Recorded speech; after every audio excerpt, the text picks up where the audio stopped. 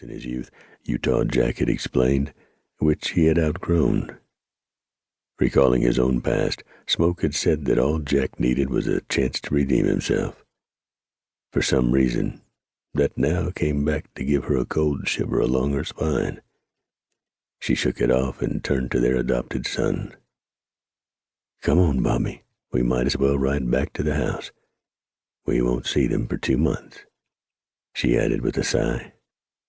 How she would miss her beloved Smoke, she thought, as she brushed a lock of black hair back behind an ear. Bobby wrinkled his freckled pug nose and put words to her thoughts. "I'm going to miss Smoke awfully." His 14-year-old's voice croaked with the awkwardness of change.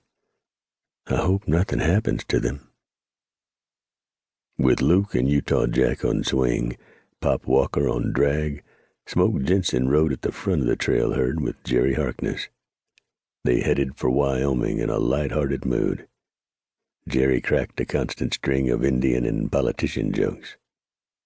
"Did you hear the one about the politician who went out to explain to the Sioux chiefs about the new treaty?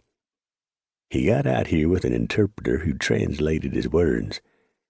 After each sentence had been put in Lakota, the chiefs would grunt and say, 'Umkache.' He told them how they would be restricted to reservations from now on, and again they said, 'Umkache.'" Smoke was surprised that Jerry pronounced the word correctly. "Umkache." "So this goes on until the end, when the chiefs all tapped their open palms with their eagle-wing fans and shouted it 3 times. Then one chief got up and made a short speech. The interpreter told the politician that the chiefs thanked him for his good words and wanted to know if he wished to see some of Sioux life. The politician said that yes, he did. He had always wanted to see a buffalo hunt. It was arranged, and hunters rode out to find the bison while the chief and the politician started walking out on the prairie where the buffalo roamed. All of a sudden, the interpreter reached out and grabbed the politician's arm and stopped him from stepping in a big pile of buffalo bullplop and said, 'Be careful not to step in the Umkache.'"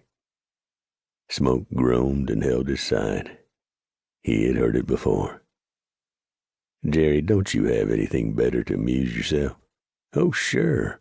Did you hear about the Indian, the settler, and the politician who all died and wound up outside the pearly gates?" "Spare me," Smoke wailed in mock agony.